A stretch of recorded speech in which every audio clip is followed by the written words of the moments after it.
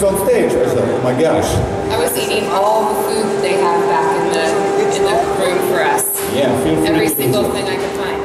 Cookies, coffee, soup, whatever. Yeah. So we have a very shy audience. We'll take some questions from the audience later. So one guy asked me to translate his question, so I will do so. You started in I Spit on Your Grave, and it was a remake, and there's been an original one in the 70s, and it's banned in many countries, still is banned in many countries. Have you seen the original one? And if you have seen it, what do you think are the differences? Yes, I have seen the original of I Spit on Your Grave, of course. I think that would be irresponsible of me to portray my role without first seeing Camille Keaton's. I watched the first I Spit on Your Grave during the casting process for my film. Once I found out that it was a remake, because I didn't know right off the bat, I had to watch it, and by that point I had read the script of my film, which I thought was terrifying, so that softened it a little bit for me, seeing the original, but the original is still pretty shocking, right? Or is it funny? Somebody said that earlier to me today, that it was a funny movie. I'd never heard that before. Speaking of, you said it's very controversial. Do you have any doubts to star in a remake of such a controversial movie? Yeah, of course I had doubts. I actually was about to skip the audition. I had the audition, I had a couple of scenes, and that's it. I didn't even have the full script, but even just seeing a couple of the scenes, I knew how twisted the movie was, and I almost didn't go. It was actually a friend of mine who I was having coffee with at the time who encouraged me to go to the audition anyway. And even once I went and they liked me and they wanted me to come back and audition a second time, and I got the full script, then I really had some doubts. I actually called my manager and told him that I wasn't interested. There was too much nudity, there was too much violence, and it was weird because normally he would be very protective of me, but he thought this movie was so great, what an opportunity. You can kick all these guys' ass and come out on top, and so I gave it a second thought, and I'm glad I did. I'm so honored to be a part of this film, and it's done wonderful things for me. It's introduced me to all these awesome fans who I appreciate so much. It was a good choice to make. For you, what was the hardest part to do in the movie? The hardest part of the movie were just the individual scenes that were challenging. Every single scene in the movie is so intense and so relentless, so you have to come to set very focused every day and ready to give all you have plus more, because we have to shoot this, we have to make it real, and even to do one take of a rape scene is exhausting, let alone doing it all day long, and you just have to do it. So that was difficult, as well as I remember the part where I was being dunked underwater, and I have a fear of drowning personally, so that was a personal challenge for me. But it made it more real, and so I think I found with this film, the parts that were the most challenging were the parts that allowed me to shine the most. So I'm grateful for that. So I will check if we have a question from the audience, so people can come to the table. Fragen aus dem Publikum. Over there? Okay.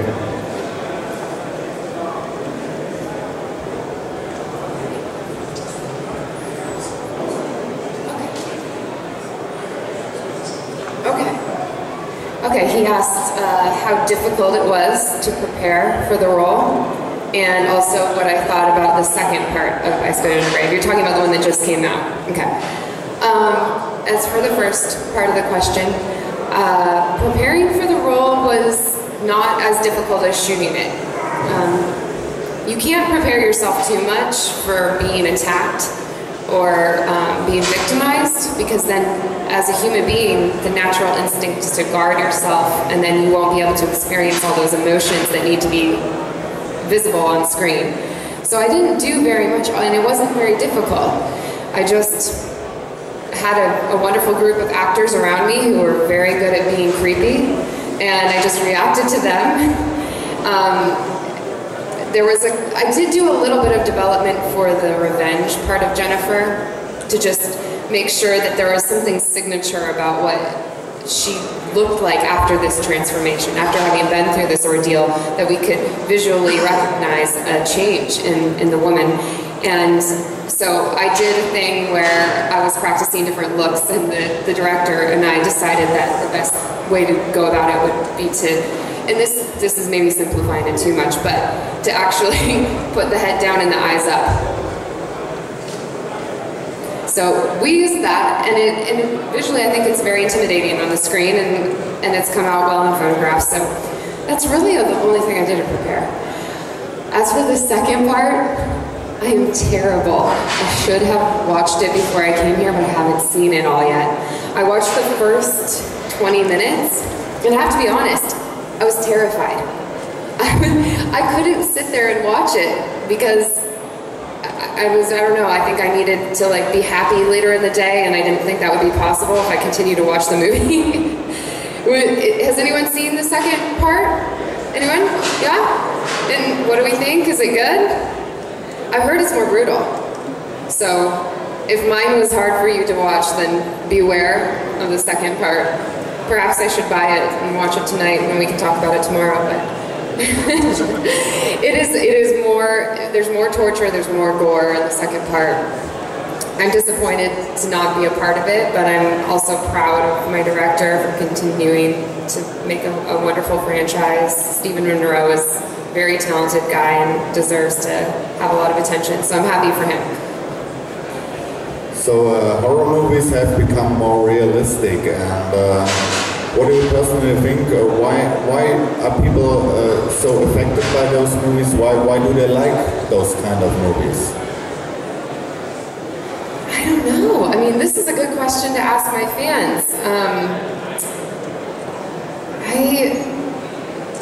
I just think that we all have fear. That's something that we all have in common, and all of our fears are different, but it's kind of a fun exploration just to psychologically wonder, if I was in that position, what would I do? Would I react that way?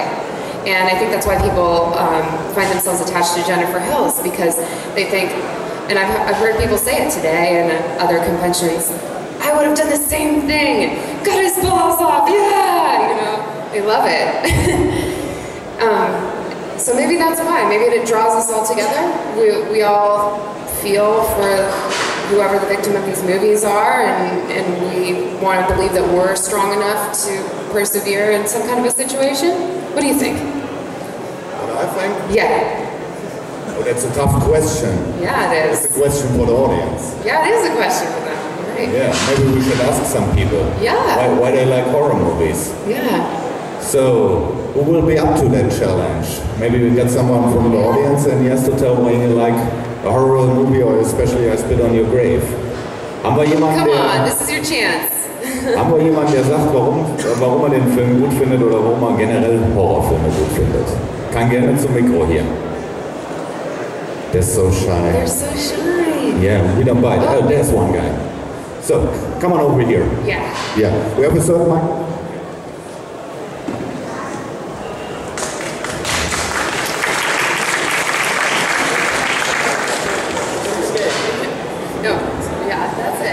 My German crowds are so scared, so they don't want to come up to it. The question was about why we like horror movies. I think, from my personal opinion, I think the reason why we like horror movies so much is you see a particular movie, say like I Spit on Your Grave, or Dawn of the Dead, or Friday the 13th, and you think, what would I do in that situation?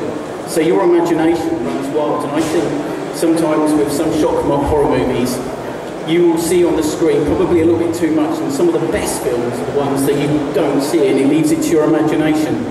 So I think that's what scares you, is your own imagination, because it's a lot more worse in your own head than... Bravo, I agree. Does that make sense? Yeah, bravo. That Thank makes you. sense. Somebody from Germany should come up and try next time. Yeah. So I think what people have when they watch those kind of movies. It's like a trigger. When they have stuff going on in real life and they watch a violent movie, it's like, yeah, give it to him, cut him off and stuff. And people are relaxed, they like the thrill, they like to be horrified. And I think this is the reason why people watch those kind of movies. Yeah. And the same thing happens to me too. When I'm filming a movie and I get into that headspace, and I just filmed an action movie recently that hopefully you all will hear about very soon. But my character finds out this important information, and then a hit is put out on me. So I'm trying to escape from this guy, and he pushes me to my limits. And so by the very end of it, I use some skill that I didn't remember that I actually had. Does anybody do the exercising where you're boxing, the kickboxing exercising? So this character had been doing that, and she didn't even realize when she had that in her, and she ends up using that to defeat her villain in the film at the very end. And who was in the middle of filming, and I went to this bar with my friends, and some girl was leaning on me. She was drunk, and she kept leaning on me, and I was like, okay, that's enough. And so finally I turned around and I said to her, excuse me, can you just not lean on me? I'm just trying to stand here, and you can stand there, and that's good. And her friend, this guy, who was a very short guy too, he goes, you can turn around now. And I was thinking, oh my God, I could just give him a, you know, like, he would go down. I was totally in that brain space. I don't know if you guys think that way, but maybe I'm messed up, I don't know. So when you have done I Spit on Your Grave, what came after it? Of course the movie was a success in the horror fan base, and for you personally, what changed after the movie? Well, filming I Spit on Your Grave, I'll say it made my career. It opened up new opportunities for me. I got new, better agents afterwards who got me better jobs, bigger movies. I got a whole bunch of great fans who I love, and so it just keeps the ball rolling, and it's snowballing. It gets bigger and bigger, and each step along the way is something bigger and better. But that's what started it all. So, and also something that's interesting about it too is that before filming I Spit on Your Grave, I didn't have a concept of people's perception of me. I didn't really know what they thought of me when they watched me on screen, or even if they just talked to me. And I found a niche there when I did I Spit on Your Grave, that for some reason people can believe that I can be a psycho evil bitch.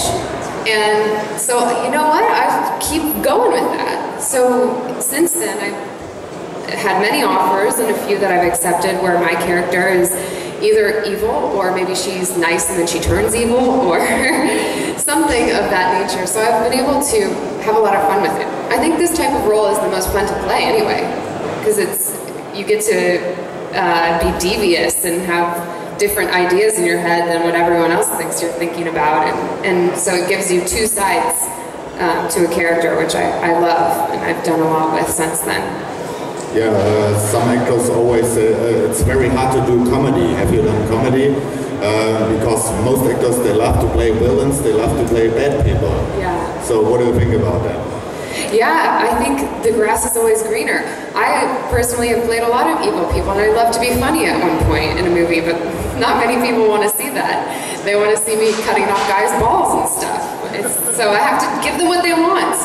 But yeah, then there's also the comedic actors, and I have a lot of friends who are comedy actors, and they think, oh, it would be so great to get a role like that where I could just sink my teeth in and be evil, and I'm like, yeah, whatever. It's like, you know, been there, done that. But that is the ultimate goal as an actor, I think. I think every actor wants that. To be able to be anything, to be everything, whatever they want, whatever you want in any moment. And it's difficult, because we all, you know, there's certain strengths that each person has, and that goes for actors too.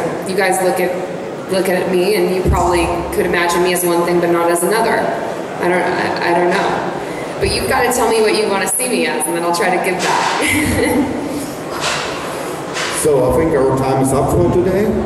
Yeah, we will have another Q&A tomorrow. Okay. So you will be on stage tomorrow.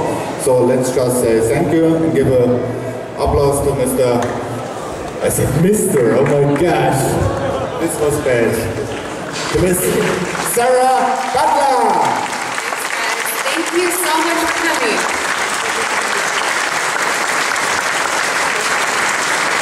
And get your questions ready for tomorrow, okay? No more being shy.